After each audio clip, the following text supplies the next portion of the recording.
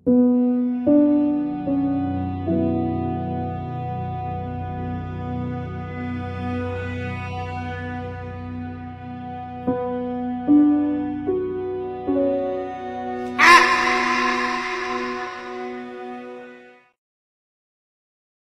kalah kelas, kami kalah kelas.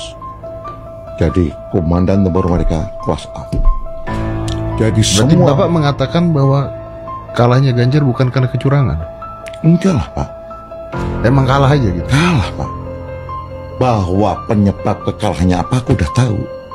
Siapa kira-kira ahli strateginya saya juga tahu. Gitu loh. Jadi mereka infanterinya kekuatannya kayak apa saya tahu. Ini infanteri berlapis dan punya sniper.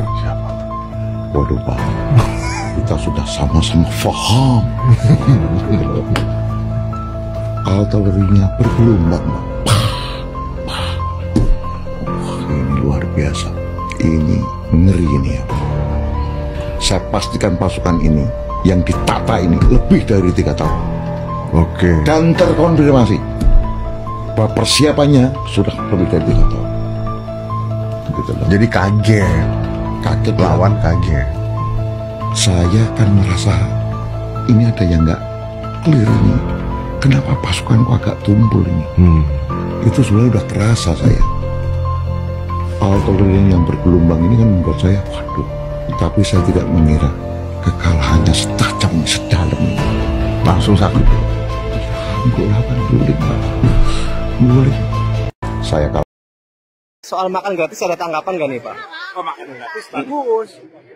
Ya kan, daripada duitnya dibuat ke yang lain-lain, mendingan buat rakyat. Ya kan, tapi makan gratis ini harus pakai pola seperti kami. Tidak boleh memberikan kepada dinas sosial atau dinas pendidikan yang memasak, yang membuat catering. Tidak, harus beli dari warung setempat. Karena warung setempat butuh hidup.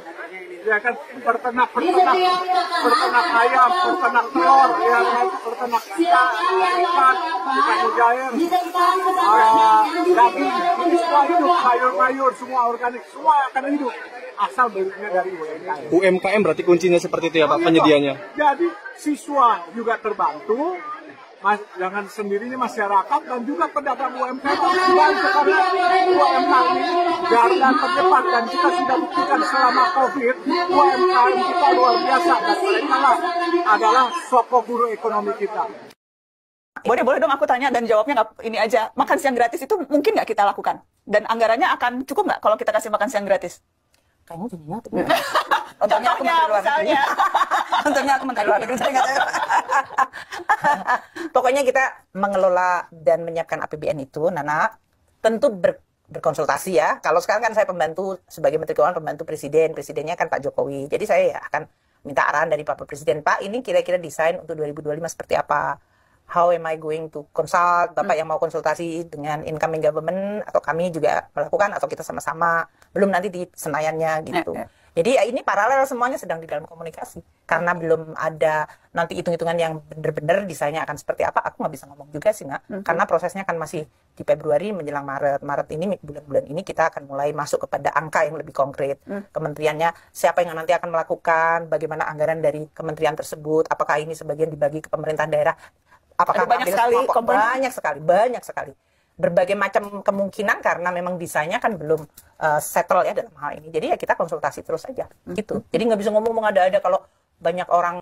Boleh dong aku. Ya kita berharap ya apa yang menurut saya elemen bagus pada Pak Prabowo itu satu begini, pernyataannya tuh yang sering dikemukakan dan sering dikutip. Saya percaya pada demokrasi.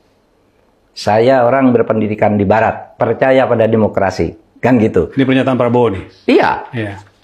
Dia mengatakan begitu. Percaya pada demokrasi itu artinya apa? Negara akan baik kalau dikendalikan secara demokratis. Itu satu.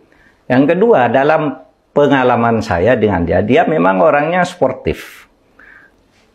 Sportif dan taat asas ya.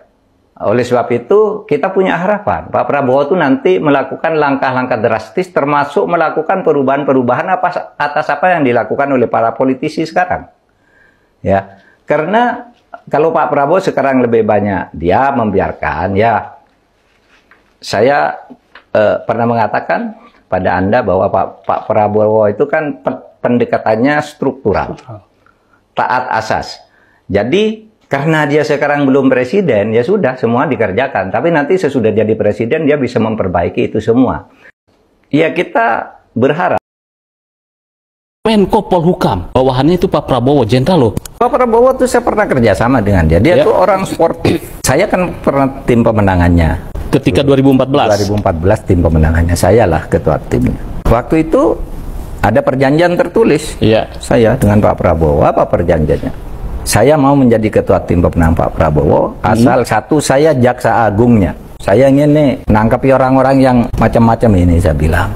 Ya. Dan saya minta 4 menteri yang saya usulkan ke Bapak untuk diprioritaskan saja. Ya. Tanda tangan Pak Prabowo. Masih ada sekarang, masih saya simpan. Ya. Oke, Pak Mahfud, saya memang itu setuju gitu. Tapi kemudian sudah itu kalah, begitu kalah, ya, saya bilang Pak Prabowo, Pak, udah kalah, sudah selesai tugas saya. Kan masih ada yang ngojok-ngojoi. Perkara Pak ke MK, itu curang. Loh, saya bilang tidak ada kecurangan. Saya tahu saya mantan ketua MK. Ya. Ada kecurangan itu kecurangan kecil dan semua melakukan. Dan itu horizontal, bukan antar ini. Tapi Pak Prabowo kan dijasa tuh sama orang-orang harus maju. Ada, ya dulu ada kan macam-macam lah yang sekarang jadi pejabatnya ada dulu. Maksudnya Pak Prabowo. Akhirnya saya keluar, saya katakan saya pamit karena Pak Jokowi sekarang menang, saya dukung dia. Akhirnya ya saya waktu itu tidak masuk ke kabinetnya Pak Jokowi. Saya tahu diri juga, enggak mau lah. Waktu itu ditawari juga. Betul ya. Enggak, saya ketua timnya Prabowo, saya bilang. Saya sekarang keluar dari timnya Pak Prabowo, tapi saya enggak mau masuk kabinet. Saya bilang, kenapa? Saya tim Pak Prabowo, kok saya masuk? Jokowi akan cawe-cawe di Pilgub Jateng. Jadi memang Jokowi ini mendukung beberapa orang untuk menjadi calon kepala daerah. Seperti Ahmad Lutfi di Jawa Tengah yang siap melawan calon dari PDIP yang belum tahu siapa, tapi di survei nama pertama yang elektabilitasnya tertinggi itu adalah Hendar Prihadi. Jokowi melihat hasil surveinya ternyata masih rendah waktu itu dan diminta untuk melihat sampai bulan Juni atau Juli gitu ya. Jika surveinya tinggi, maka ya udah gas aja untuk jadi calon kepala daerah di Jawa Tengah gitu. Jokowi memberikan masukan untuk menaikkan elektabilitas dan segala macam. Dan juga dukungan-dukungan lain misalnya diminta berkomunikasi dengan partai-partai politik yang lain. Betul. Makanya Ahmad Lutfi terus mendatangi Hendar Prihadi, mendatangi Gus Yusuf dari PKB gitu untuk menawarkan agar mereka mau menjadi cawagupnya. Lincah ya beliau ini ya. Set. Ala geng Solo. Tapi Jokowi membantu mencarikan partai nggak? Iya, mencarikan partai yang mau berkoalisi untuk mengusung Ahmad Lutfi. Salah satunya Gerindra gitu ya. Gerindra ini kan awalnya mau mengusung Sudaryono kan, ketua DPD Jawa Tengah mereka untuk menjadi calon kepala daerah gitu kan di sana. Dan kemudian ada permintaan dari istana agar Gerindra ini juga mendukung Ahmad Lutfi gitu dan membuka kemungkinan Sudaryono menjadi cawagup. Tapi oleh Prabowo, Sudaryono ini tidak boleh jadi cawagup. Oh, Prabowo-nya menolak justru. Prabowo-nya menolak. Sampai saat dari ini informasi ya, yang kita dapat belum pasti, paling endingnya kan call-nya adalah cagup kan. Joko Sudah didatakan pompa, sudah diterima di provinsi, di Kodam itu 4.300 pompa. Baik yang PK-nya 8,5 PK maupun yang 18 PK seperti yang ada di sini. Ya, kita harapkan ini terjadinya kekeringan panjang yang kita sudah perkirakan lewat BMKG ini bisa ditutup dengan pengelolaan air seperti ini. Water management sangat penting sekali. Ya. Untuk kompanisasi terakhir ya. Nah, ditanyakan ke Menteri Pertanian. Pak, izin pertanyaan lain Pak, terkait bansos untuk pelaku judi online gimana Pak? Enggak ada. Berarti wacana itu sebenarnya belum terrealisasi, belum diadakan. Enggak ada. Terima kasih Bapak. Warning dari Sekjen PBB bahwa dunia menuju pada neraka iklim. Ngeri, neraka iklim. Suhu akan mencapai rekor tertinggi 5 tahun ke depan. Dan 1 tahun terakhir ini kita merasakan betul adanya gelombang panas, periode terpanas. Di India bahkan sampai 50 derajat Celcius. Kalau orang panas mungkin bisa masuk ke rumah. Tapi urusan pangan, hati-hati masalah ini.